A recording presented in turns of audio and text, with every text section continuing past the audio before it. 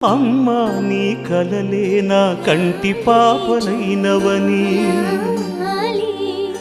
నీ ప్రాణం పణం పెట్టి నాకు పురుడు పోశావని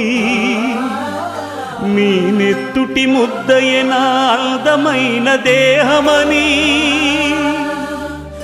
బిడ్డ బతుకు దీపానికి తల్లి పాలె చమురని తెలియనైతి తల్లి ఎరుగనైతి నమ్మా